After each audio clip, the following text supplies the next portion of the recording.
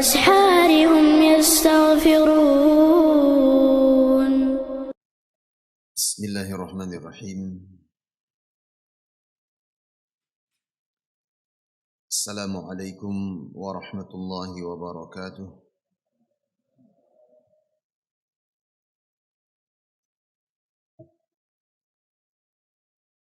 الحمد لله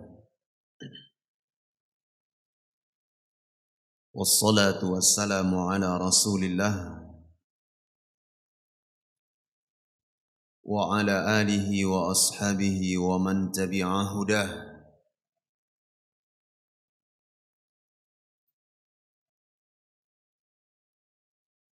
أشهد أن لا إله إلا الله وحده لا شريك له وأشهد أن محمدا عبده ورسوله صلى الله عليه وعلى آله وصحبه وسلم تسليما كثيرا. أما بعد. Hadirin saudara-saudaraku muslimin dan muslimat yang dirahmati oleh Allah Subhanahu wa taala. Alhamdulillah, segala puji dan syukur selalu dan senantiasa kita panjatkan pada Allah Subhanahu wa taala. Dialah Allah Subhanahu wa taala yang telah memberi kepada kita nikmat, baik itu nikmat kesehatan maupun nikmat waktu luang. Sehingga dengan dua nikmat besar ini, alhamdulillah, kita bisa menunaikan ibadah dan membuka pagi kita dengan amal salih. Sungguh ini merupakan nikmat yang sangat besar jamaah yang saya muliakan, yang sepantasnya dan seharusnya kita selalu dan senantiasa bersyukur kepada Allah Subhanahu wa taala. Mengingat bahwasanya banyak manusia, bahkan seluruh manusia diberikan nikmat waktu dan nikmat kesehatan, namun Allah Subhanahu wa taala tidak berikan kepada mereka nikmat untuk mensyukuri nikmat waktu dan kesehatan. Maka dari itu bersyukurlah kepada Allah atas limpahan nikmat yang sangat besar ini. Salawat beserta salam juga tidak lupa selalu dan senantiasa kita alamatkan untuk Nabi kita Muhammad sallallahu alaihi wa ala alihi wa sahbihi wasallam. Jamaah yang dimuliakan Allah, beliau adalah manusia yang paling berjasa terhadap Islam. Beliau yang telah mengenalkan kepada kita tentang siapa Rabb yang kita sembah. Beliaulah yang mengajarkan kepada kita syiar-syiar Islam, sehingga alhamdulillah sampai hari ini kita masih bisa beribadah kepada Allah Azza wa Jal, dan kita masih berada di dalam agama yang diridhai oleh Allah Tabaraka wa ta'ala.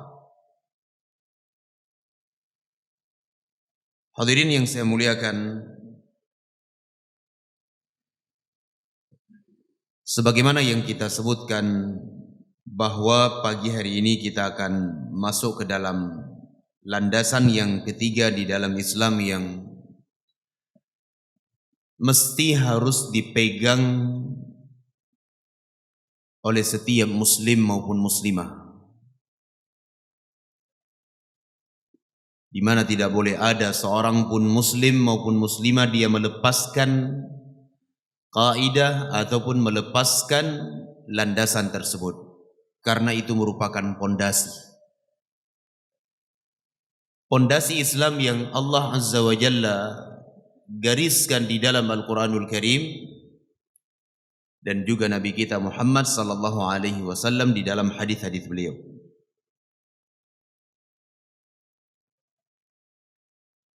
Landasan tersebut adalah anna min tamamil ijtima'i as-sam'u wa ta'ah liman ta'ammara alaina walau kana abdan habasyiya. Beliau mengatakan di antara sebab yang akan menyempurnakan al-ijtima', persatuan dan kesatuan di antara kaum muslimin adalah mendengar dan taat terhadap siapa yang memimpin kita, walaupun yang memimpin kita tersebut adalah seorang budak Habasyah. Hadirin jamaah subuh yang dimuliakan oleh Allah Subhanahu wa taala, ini merupakan prinsip di dalam Islam. Prinsip yang mau tidak mau seorang muslim itu harus berpegang teguh di atasnya. Karena pembahasan kita sebelumnya itu menjelaskan tentang prinsip besar, yaitu wajibnya kaum muslimin untuk bersatu padu di atas al-Islam, menjalin al-ukhuwah al-islamiyah. Dan pada poin ini disebutkan bahwa al-ukhuwah al-islamiyah, persatuan dan kesatuan yang dicita-citakan oleh setiap muslim, itu enggak mungkin bisa terwujud jamaah yang dimuliakan Allah kecuali dengan kita menjalankan prinsip yang satu ini, yaitu mendengar dan taat kepada penguasa muslimin, tentunya di dalam perkara yang ma'ruf, walaupun yang memimpin adalah seorang budak dari Habasyah, dari Ethiopia. Hadirin yang dimuliakan Allah, sebelum saya menyebutkan beberapa ayat dan ahadits tentang prinsip besar ini, saya ingin sebutkan bahwa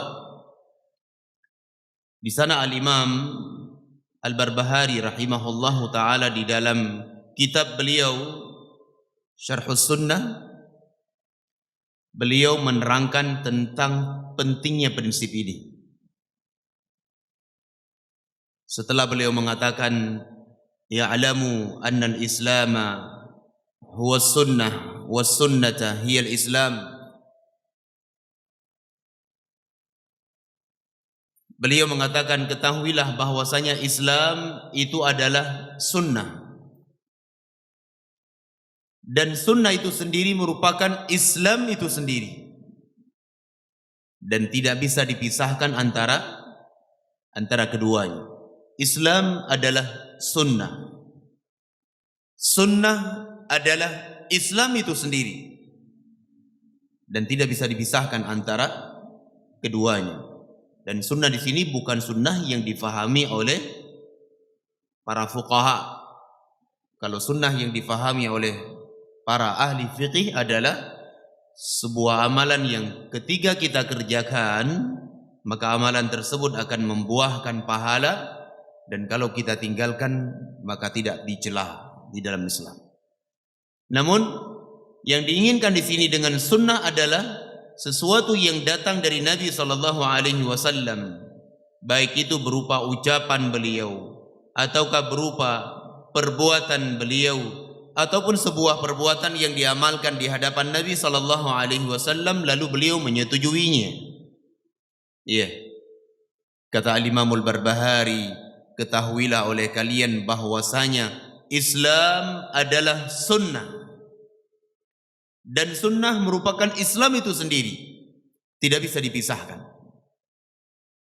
Beliau kemudian mengatakan wa minas sunnati luzumul jamaah. Termasuk dari sunnah Nabi sallallahu alaihi wa ala alihi wasallam adalah luzumul jamaah, melazimkan al-jamaah, berpegang teguh dengan al-jamaah.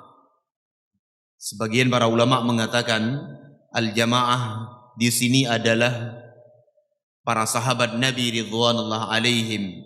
Sebagian lagi lebih menyebutkan dengan pendapat yang lebih khusus, yaitu Abu Bakar wa Umar radhiyallahu anhuma. Namun yang diinginkan dengan luzumul jamaah di dalam kitab beliau dan diinginkan oleh Al-Imamul Barbahari adalah berpegang teguh serta mendengar dan taat terhadap penguasa kaum muslimin, siapa saja yang memerintahkan kita dari kalangan muslimin. Ini yang dimaksud dengan luzumul jamaah. Dan ini bagian dari syiar-syiar Islam jamaah yang dimuliakan Allah. Sehingga sunnah ataupun Islam itu bukan cuma sekedar kita menghadiri salatul jamaah, bukan cuma sekedar kita salat, bukan cuma sekedar kita menjalankan puasa di bulan Ramadan, namun termasuk bagian dari Islam dan sunnah adalah luzumul jamaah. Kita taat dan mendengar kepada penguasa muslimin dan tidak memberontak serta menjelek-jelekkan mereka. Ini prinsip jamaah yang dimuliakan Allah. Yang hari ini kita mendapati kenapa terjadinya hal-hal yang tidak diinginkan, adanya munculnya hubungan tidak baik antara seorang rakyat dengan penguasa muslim. Salah satunya adalah mereka tidak berpegang teguh dengan al-jamaah. Kemudian kata Al-Imamul Barbahari rahimahullahu ta'ala, faman faraqal jamaah, barang siapa menyelisihi al-jamaah, barang siapa menyelisihi al-jamaah, maksudnya adalah dia memberontak kepada penguasa muslimin, mencela pemerintah muslimin, keluar melakukan kudeta kepadanya. Beliau mengatakan faqad khala'a ribqatal Islam min unuqih, sungguh ia telah melepaskan tali pengikat keislaman yang ada pada lehernya.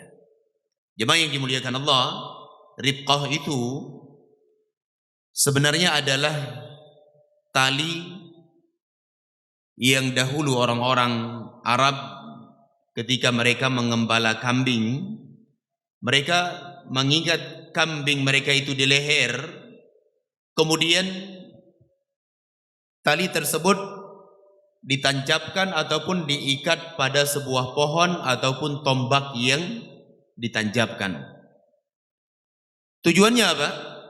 Tujuannya supaya hewan ternak yang sedang mereka gembalai tersebut, baik itu kambing, domba dan yang semisalnya, itu tidak keluar melampaui batas yang ditentukan oleh pemiliknya. Ya, kalau talinya 20 meter, berarti domba ataupun kambing itu dia mencari makanan sekitaran 20 meter, dan itu masih di dalam pengawasan apa? Siapa? Pengawasan pemiliknya ataupun orang yang mengembala kambing tersebut. Demikian. Bayangkan jemaah yang dimuliakan Allah, ketika tali yang mengikat di leher kambing tersebut putus ataupun lepas, ataupun dia berusaha untuk melepaskannya, jemaah yang dimuliakan Allah, apa yang terjadi? Ia akan mengembala, dia akan pergi mencari makanan, rumput dan sebagainya dalam radius ataupun waktu tempat yang jauh dari pantauan majikannya. Apa yang terjadi jamaah yang dimuliakan Allah? Di sana serigala yang sedang sangat lapar sudah menunggu. Demikian. Kebanyakan ketika lepas dari tali tersebut, kebiasaan hewan yang sedang digembalai tersebut tidak pulang lagi. Diterkam oleh serigala, oleh binatang buas. Demikian kita pula dengan kita jemaah yang dimuliakan Allah. Kita ini diikat dengan Al-Quran was sunnah ala fahmi salafi salih. Diikat kita. Mau tidak mau kita harus berada di dalam bingkai Al-Quran was sunnah. Termasuk di dalam permasalahan yang sedang kita baca ini.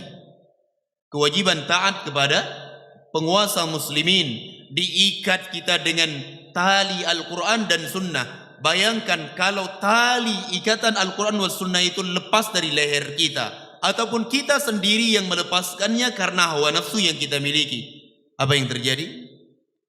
Serigala-serigala kesesatan siap untuk menerkam kita, jamaah yang dimuliakan Allah. Maka dari itu, jamaah yang dimuliakan Allah, kita ini diikat dengan tali pengikat keislaman di leher kita. Kalau kita lepaskan, maka niscaya kesesatanlah yang akan menjadi akibat dan menimpa kita. Na'udzubillah. Kita berlindung kepada Allah Tabaraka wa ta'ala. Baik jemaah yang dimuliakan Allah, sehingga bagian dari prinsip Islam yang mau tidak mau harus dipegang oleh setiap muslim adalah luzumul jamaah, yaitu mendengar dan taat kepada penguasa muslimin, tentunya di dalam perkara-perkara yang ma'ruf, walaupun yang memimpin kita adalah seorang budak dari Ethiopia. Baik, hadirin yang saya muliakan, ini poin yang sangat penting. Coba lihat hari ini, kekacauan terjadi di mana-mana. Musibah terjadi di mana-mana di tengah-tengah muslimin. Akibatnya apa? Sebabnya apa? Sebabnya adalah karena tidak ada kesabaran dari kalangan muslimin terhadap penguasa-penguasa yang zalim. Kalau seandainya mereka mau bersabar, maka niscaya Allah Subhanahu wa ta'ala yang akan merubah keadaan yang jelek kepada keadaan yang baik. Baik jemaah yang dimuliakan Allah, Allah Subhanahu wa ta'ala menyebutkan di dalam Al-Quranul Karim, sebagaimana di dalam Suratun Nisa ayat ke-59. Allah Azza wa Jalla berfirman, Ya ayyuhalladzina amanu ati'ullaha wa ati'ur rasul wa ulil amri minkum. Allah berfirman, wahai orang-orang yang beriman. Dipanggil di dalam ayat ini siapa? Orang-orang yang beriman. Apa kata Allah? Ati'ullaha, taatlah Allah Subhanahu wa ta'ala oleh kalian. Wa ati'ur rasul, dan taatlah Rasul oleh kalian. Wa ulil amri minkum, dan pemimpin di antara kalian. Coba lihat jemaah yang dimuliakan Allah. Allah Azza wa Jalla perintahkan kita untuk taat kepada penguasa muslimin, tentunya di dalam perkara-perkara yang ma'ruf, karena tidak ada ketaatan kepada makhluk di dalam bermaksiat kepada Allah Subhanahu wa ta'ala. Ini ayat jelas dan gamblang sekali jemaah yang dimuliakan Allah. Hanya hawa nafsu yang membuat seorang muslim itu tidak berpegang teguh dengan prinsip ini. Ya, jelas sekali. Bahkan kata para ulama, termasuk dari tanda-tanda keimanan seseorang adalah dia taat kepada Allah, dia taat kepada Rasul, kemudian mentaati penguasa muslimin di dalam perkara-perkara yang ma'ruf. Bagian dari keimanan seorang muslim kepada Allah Subhanahu wa ta'ala. Namun terkadang ketika kita dihadapkan dengan ayat-ayat seperti ini, yang lebih dominan di dalam jiwa kita adalah hawa nafsu kita. Bagaimana dengan pemerintah yang zalim? Bagaimana dengan keadaan seperti ini? Bagaimana mereka mengambil hak rakyatnya? Ini yang lebih dominan jemaah yang dimuliakan Allah. Coba kalau kita serahkan diri kita kepada bimbingan Al-Quran was Sunnah, sebagaimana dipahami oleh para sahabat Nabi Ridwanullah alaihim, niscaya yang akan kita dapatkan adalah kebaikan. Namun kita ini kurang yakin dengan ayat-ayat dan hadis-hadis Nabi alaihi salatu wassalam. Baik jemaah yang dimuliakan Allah, datang di dalam hadis Nabi sallallahu alaihi wa ala alihi wa sahbihi wasallam bersabda. Beliau mengatakan, usikum bitaqwallah. Atau saya baca dari awal hadis yang datang dari sahabat Al-Irbad bin Sariyah, dikeluarkan oleh Al-Imam Abu Dawud rahimahullah ta'ala. Wa'adhana Rasulullah sallallahu alaihi wasallam mau'izatan. Pernah suatu hari Nabi sallallahu alaihi wasallam menasihati kami dengan sebuah nasihat yang bergetar hati-hati kami. Bercucuran air mata kami. Faqulna, kemudian kami katakan, ya Rasulullah, ka'annaha mau'izatu muwaddi'in. Wa Rasulullah, seakan-akan ini merupakan nasihat perpisahan. Fa'usina, berilah wasiat kepada kami. Faqala, lalu Nabi sallallahu alaihi wasallam mengatakan, usikum bitaqwallah was-sam'i wat-tha'ah. Aku wasiatkan kepada kalian untuk bertakwa kepada Allah Azza wa Jalla. Beliau sallallahu alaihi wasallam mendahulukan nasihat takwa. Kenapa? Karena nasihat-nasihat yang terletak setelahnya itu bagian dari ketakwaan kepada Allah. Nasihat setelahnya itu bagian dari ketakwaan kepada Allah Subhanahu wa taala. Beliau mengatakan, usikum bitaqwallah. Aku wasiatkan kepada kalian untuk bertakwa kepada Allah tabaraka wa taala, was-sam'i wat-tha'ah, serta mendengar dan taat kepada penguasa muslimin. Wa in ta'ammara 'alaikum 'abdun habasyi, walaupun yang memimpin kalian itu adalah seorang budak Habasyah sekalipun. Coba lihat, seorang budak Habasyah, sangat sedikit dan kecil sekali kemungkinan mereka itu bisa menjadi penguasa. Namun kalau seandainya mereka menjadi penguasa, ya, wajib kita taat dan mendengar penguasa tersebut. Fa innahu man ya'ish minkum fasayara ikhtilafan katsira. Nabi mengatakan, sesungguhnya barang siapa yang hidup setelahku nanti, maka niscaya ia akan melihat perselisihan yang sangat banyak. Fa'alaikum bisunnati, maka wajib atas kalian berpegang teguh dengan sunnahku. Termasuk dari sunnah Nabi apa? As-sam'u wat-ta'ah liwulatil umur, mendengar dan taat kepada penguasa muslimin. Wa sunnatil khulafa'ir rasyidin al-mahdiyyin, dan wajib atas kalian berpegang teguh di atas sunnah para khulafa ar-rasyidin, Abu Bakar As-Siddiq, Umar bin Al-Khattab, Uthman bin Affan, Ali bin Abi Thalib radhiyallahu anhum ajmain. Baik. Ini dalil yang sangat gamblang dan jelas dari Rasulullah sallallahu alaihi wa ala alihi wa sahbihi wasallam.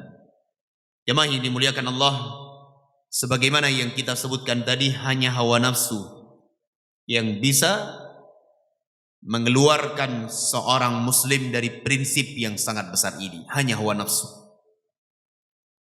Kemudian dibantu oleh tipu daya para syayatin. Adapun ketika seseorang ia kembali kepada Al-Quran, kembali kepada sunnah Nabi sallallahu alaihi wasallam, maka insyaallah yang terjadi adalah kebaikan.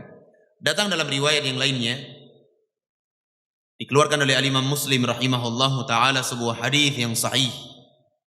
Beliau mengatakan, man ra'a min amirihi syai'an yakrahuhu falyasbir alih. Barang siapa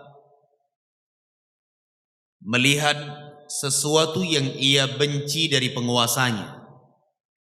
Tentunya jemaah yang dimuliakan Allah, yang dibenci dari penguasa itu banyak sekali. Korupsi, dia memperkaya dirinya dan keluarganya, mengambil hak rakyatnya, menunda hak rakyatnya. Nah, ini termasuk dari kejelekan-kejelekan yang ada pada penguasa. Nah, ketika terjadi yang seperti ini, apa yang harus kita lakukan? Apakah Nabi SAW perintahkan sahabat, kalian angkat pedang kalian, kalian lawan, kalian cela, kalian sebutkan aib-aib mereka itu di atas mimbar-mimbar. Apakah demikian ajaran ataupun didikan dari Nabi SAW? Tidak, jemaah yang dimuliakan Allah. Nabi alaihi salatu wassalam mengatakan, man ra'a min amirihi syai'an yakrahuhu, siapa yang melihat sesuatu yang dia benci yang ada pada penguasanya, falyasbir alaih, hendaknya ia bersabar. Sabar dia tahan dirinya, dia tahan tangannya, mulutnya, lisannya untuk melakukan sesuatu yang justru akan menyebabkan kerusakan lebih besar. Baik. Ini bimbingan Nabi sallallahu alaihi wa ala alihi wa sahbihi wasallam. Jemaah yang dimuliakan Allah, sejarah telah mencatat bahwasanya ketika seseorang berpegang teguh dengan sunnah Nabi sallallahu alaihi wasallam, yaitu prinsip yang besar ini, maka yang terjadi adalah kemaslahatan dan maslahat. Namun kalau yang dilakukan adalah sesuatu yang menyelisihi prinsip Islam, prinsip Rasul, maka yang terjadi adalah kerusakan. Coba lihat dahulu ketika muncul seorang penguasa yang zalim yang bernama Al-Hajjaj ibn Yusuf Al-Thaqafi. Disebutkan oleh Al-Imam Ibnu Hajar Al-Asqalani rahimahullah bahwa di antara kejelekan Al-Hajjaj adalah dia membiarkan ratusan ribu muslimin mati dalam keadaan lapar dan dahaga. Dibiarkan, tidak diberikan makanan, ditahan mereka satu persatu meninggal dunia. Waktu itu masih hidup para sahabat semisal Abdullah bin Mas'ud radhiyallahu anhu, sampai beliau tidak berani keluar dari rumah dan beliau diam. Padahal beliau adalah orang yang didengar suaranya, didengar petuahnya. Kalau beliau mengajak, mungkin saja muslimin hari itu akan mengangkat senjata dan pedang-pedang mereka. Namun beliau bersabar. Dan masih tersisa waktu itu sahabat-sahabat yang lainnya, semua mereka bersabar, jemaah yang dimuliakan Allah, sampai Allah Subhanahu wa taala anugerahkan kepada mereka seorang pemimpin yang beriman dan bertakwa kepada Allah, yaitu Umar ibnu Abdul Aziz rahimahullahu taala. Demikian jemaah yang dimuliakan Allah. Namun terkadang hawa nafsu kita ini lebih dominan. Bagaimana dengan keadaan seperti ini? Iya. Coba kalau kita mengedepankan Al-Quran was Sunnah, prinsip-prinsip Islam, niscaya kebaikanlah yang akan kita raih. Coba lihat jemaah yang dimuliakan Allah, di negeri-negeri muslimin hari ini. Saya kasih contoh misalnya, salah satu negeri muslimin adalah Libya, yang dahulu dipimpin oleh seorang yang katanya diktator, Muammar Gaddafi. Katanya dia berbuat kezaliman. Kezaliman yang dimaksud di sini adalah dia memperkaya dirinya, memperkaya keluarganya. Namun dari sisi yang lain, perekonomian di Libya berjalan dengan baik. Listrik gratis, seorang warganya ingin sekolah gratis sampai tingkat perguruan tinggi, bahkan dibiayai untuk menuntut ilmu ke luar negeri. Demikian jemaah yang dimuliakan Allah. Namun ketika muncul manusia-manusia yang mereka benci terhadap penguasa, ya, yang mereka tidak senang dengan keadaan yang ada di negeri tersebut, mereka berupaya mengajak masyarakat untuk melawan, memberontak, berperang melawan penguasa. Akhirnya kelompok-kelompok yang ada di Libya bersatu padu mereka, ya, melawan sampai tumbangnya Muammar Gaddafi, terbunuh dia, ya. Akhirnya apa yang terjadi jemaah yang dimuliakan Allah? Selain dari pertumpahan darah, dan itu sangat dilarang di dalam agama, pertumpahan darah muslimin, hari ini yang terjadi di Libya adalah kekacauan. Tidak ada keamanan jemaah yang dimuliakan Allah. Saya dulu punya kawan, ya, nama beliau Abu Bakar Al-Libi. Pernah saya tanya ke beliau, wahai Abu Bakar, aina ahsan? Mana lebih baik? Ayyam Qaddafi ma'a zulmi, hari-hari pemerintahan Qaddafi dengan kezaliman yang mungkin ada ya menurut masyarakat di sana dengan keadaan hari ini. Beliau menjawab, wallahi, wallahi, wallahi, demi Allah, demi Allah, demi Allah. Hari pemerintahan, masa-masa pemerintahan Qaddafi itu jauh lebih baik. Jauh lebih baik dibandingkan sekarang. Hari ini pembunuhan terjadi di mana-mana. Perampokan terjadi di mana-mana. Keamanan dicabut oleh Allah Subhanahu wa ta'ala. Akibat apa? Akibat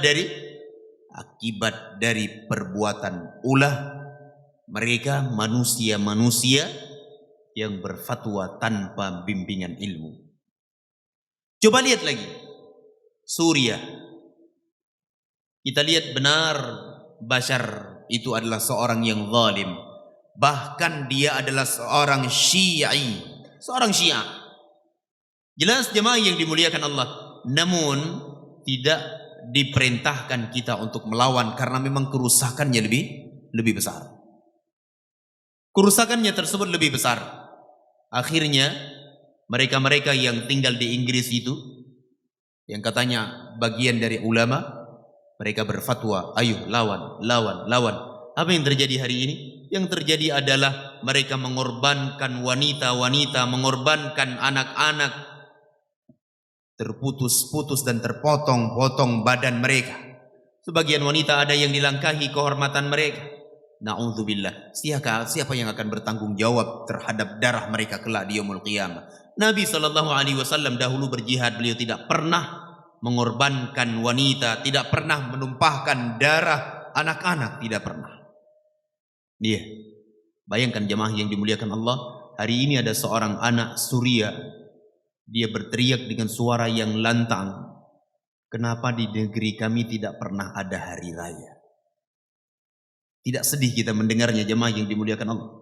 Dia lahir dalam keadaan sudah seperti itu negerinya. Dia melihat dan mendengar bahwasanya di selain dari Suriah ada hari raya Idul Fitri, ada hari raya Idul Adha. Dia berteriak dengan sambil meneteskan air matanya, kenapa di negeri kami tidak pernah ada hari raya, kata dia.